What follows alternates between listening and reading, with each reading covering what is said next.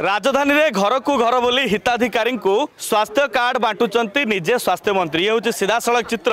Ayushman card ठू नहीं कि गोपबंधु जन आरोग्य कार्ड पर्यंत सबू कार्ड बर्तमान समय पूरा टार्गेट राज्य सरकार नहीं जोटी 2-3 मास भितर समस्त पाखे किभली भाव में ये स्वास्थ्य कार्ड पहुँचो समस्त यार केमती उपकृत हेबे लाभ पाइबे ये नहीं कि सरकार जोरदार प्रचेषा करुछंती आउ एई रेस रे केवल बैठक पर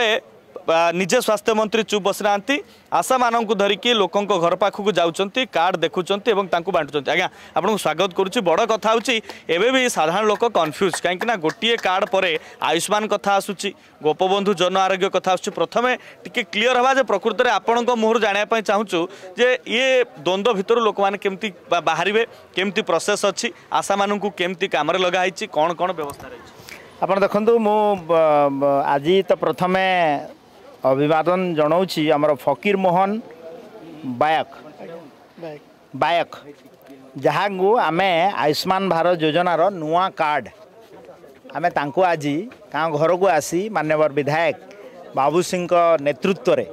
आम घरे कार्ड देछी मु धन्यवाद देवी आमर आशा दीदी सूर्यकांति जेना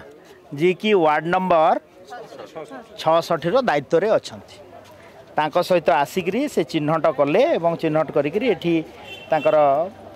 हिसाब रे तार साइन फाइन करेबे तां दिया है बड़ कथा होची जो आशा कर्मी मानक दायित्व दिखाई फिंगर प्रिंट नहीं कि एंट्री करा जीवो ये सब कथा को आपण स्वतंत्र ट्रेनिंग व्यवस्था रे मॉनिटरिंग करेंगे ना डिपार्टमेंट सहित किसी कोलाबोरेशन कराई जे जो माने उपरिस्थ अधिकारी अच्छंती से माने केमती कोलाबोरेशन करके काम करेंगे मानक जणैबे देखो ये कार्ड बंटन प्रक्रिया सरकार जेबेठू आरंभ है मासे भितर प्रक्रिया आरंभ हो गले दीर्घ 8 मास है ये प्रक्रिया रे आम जोड़ी होकर अच्छू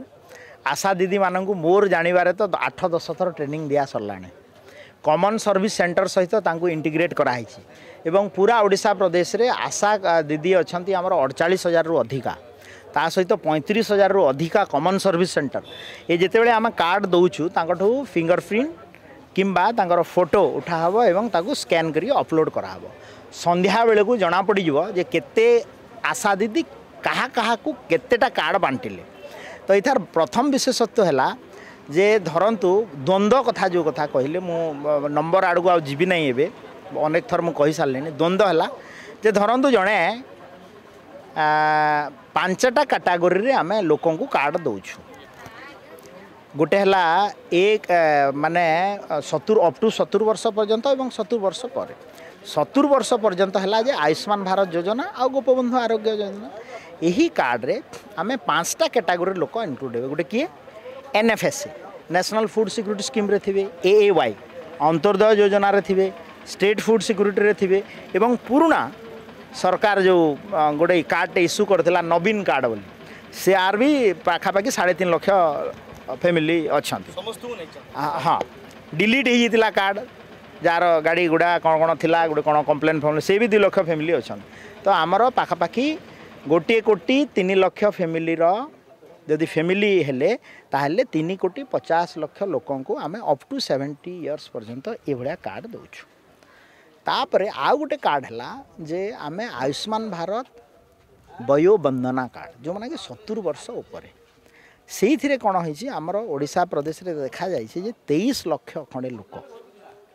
आयुष्मान 70 वर्ष उपर अच्छा से भितर 6 लाख लोक आमर इनक्लूड एपर्यंत हो ना से 6 लाख लोक निजे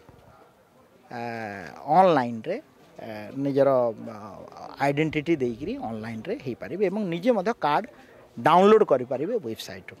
तो ये द्वंद्व हबार किसी ना आ जा पाखे कार्ड पहुँची भी ना ये 3 मास भितर तो से माने निजर आधार कार्ड एवं पुराना जो BSK कार्ड अच्छी तार नंबर देखई ओडिशा भितर एवं ओडिशा बाहर पाखापाखि 29,000 रु अधिक हॉस्पिटल रे देयमुक्त चिकित्सा पाई केते दिन आप टार्गेट रखी जे पूरा प्रोसीड्योर सरिबो सबु हिताधिकारी पाखे कार्ड यथा शीघ्र पहुँच आम 3 मास तो टार्गेट रखीछु एवं आशा दीदी मान सहित आमर जो माने जनप्रतिनिधि भी अच्छा मु भी आसी आज कार्ड देवाई तो सबू जनप्रतिनिधि घर को घर बुली आशा दीदी मान सहित कोऑपरेट करेंगे एवं कार्ड देवार व्यवस्था भाବରେ ये देखुଛନ୍ତି ଆପଣ ସିଧାସଳଖ ଚିତ୍ର ଯୋଉଠି ନିଜେ ସ୍ୱାସ୍ଥ୍ୟ ମନ୍ତ୍ରୀ ମୁକେଶ ମହାଲିଂ ଏବଂ ଏକାମ୍ର ବିଧାୟକ ବାବୁ ସିଂଙ୍କୁ ଧରି ବର୍ତ୍ତମାନ ସମୟରେ ଆପଣ ଦେଖୁଛନ୍ତି ୱାର୍ଡରୁ ୱାର୍ଡ ବୁଲୁଛନ୍ତି। ପ୍ରଥମେ ଡୁମଡୁମା ଅଞ୍ଚଳରେ କିଛି ଜାଗାରେ ସ୍ୱାସ୍ଥ୍ୟ କାର୍ଡ ବାଣ୍ଟିଲେ ଏବଂ ଯେଉଁ କଥା କୁହାଯାଉଛି ଯେ 70 ବର୍ଷର ଉର୍ଦ୍ଧ୍ୱରୁ ଲୋକଙ୍କ ପାଇଁ ଯେଉଁ ବ୍ୟବସ୍ଥା କରାଯାଇଛି ତାଠୁ 70 ବର୍ଷରୁ ତଳକୁ ଯେଉଁ ବ୍ୟବସ୍ଥା କରାଯାଇଛି କିଭଳି ଭାବରେ ଲୋକମାନେ ଅନଲାଇନରେ କାର୍ଡ ପାଇପାରିବେ ଏବଂ ଆଶା ଦିଦିମାନଙ୍କୁ ଯେଉଁ ଟ୍ରେନ୍ କରାଯାଇଛି ବା ଟ୍ରେନିଂ ଦିଆଯାଇଛି ସେମାନଙ୍କ ଆଧାରରେ 3 ମାସ ଭିତରେ ସମସ୍ତ ହିତାଧିକାରୀଙ୍କ ପାଖରେ କେମିତି କାର୍ଡ ପହଞ୍ଚିପାରିବ। ସବୁଠୁ ବଡ଼ କଥା ହେଉଛି ଯେଉଁମାନଙ୍କର ନାଁ ରାସନ କାର୍ଡରୁ କଟିଛି ପୂର୍ବରୁ ଯେଉଁମାନଙ୍କ ପାଖରେ ନବୀନ କାର୍ଡ ଥିଲା ଯେଉଁମାନଙ୍କ ପାଖରେ ପୂର୍ବ ସ୍ୱାସ୍ଥ୍ୟ କାର୍ଡ ଥିଲା ସେମାନେ ସମସ୍ତଙ୍କୁ ୟା ଭିତରେ ଅନ୍ତର୍ଭୁକ୍ତ କରାଯାଇଛି ଏବଂ ସବୁଠୁ ବଡ଼ କଥା ହେଉଛି ଗୋଟେ ବ୍ୟାପକ ମାତ୍ରାରେ କେବଳ ଓଡ଼ିଶା ନୁହେଁ ଓଡ଼ିଶା ବାହାରେ ଏ କାର୍ଡକୁ ନେଇକି ହିତାଧିକାରୀ ମାନେ ସ୍ୱାସ୍ଥ୍ୟ ସେବା ପାଇପାରିବେ ଏବଂ ଦେୟମୁକ୍ତ ଚିକିତ୍ସା ପାଇପାରିବେ ଏ କଥାକୁ ନେଇକି ମନ୍ତ୍ରୀ ଦମ୍ଭୋକ୍ତି ବା ଦୃଢ଼ୋକ୍ତି ପ୍ରକାଶ କରିଛନ୍ତି। ତେବେ ଆଗାମୀ ସମୟରେ 3 ମାସ ଭିତରେ ସମସ୍ତଙ୍କ ପାଖରେ କାର୍ଡ ପହଞ୍ଚିବ ଏବଂ ସମସ୍ତଙ୍କ ମନରୁ ଗୋଟିଏ ବଡ଼ ଟେନସନ୍ ଯିବ ଯୋଉଠି ସ୍ୱାସ୍ଥ୍ୟ ବିଭାଗର କାମ ଆସିଲେ ବା ସ୍ୱାସ୍ଥ୍ୟ ଖରାପ କଥା ଆସିଲେ ଲୋକଙ୍କୁ ଟଙ୍କା ଚିନ୍ତା ପଡ଼େ ସେ ଟଙ୍କା ଚିନ୍ତାରୁ ଏଥର ସମସ୍ତଙ୍କୁ ମୁକ୍ତି ମିଳିବ। କ୍ୟାମେରା ପର୍ସନ ପୃଥ୍ୱୀରାଜଙ୍କ ସହ ସନ୍ତୋଷ ଜେନା, ଅର୍ଗସ୍ ନ୍ୟୁଜ୍। जदि आपंक आम भिडी भल लगा तेब आम चैनल को लाइक शेयर और सब्सक्राइब करने को जमा भी भूलु नहीं।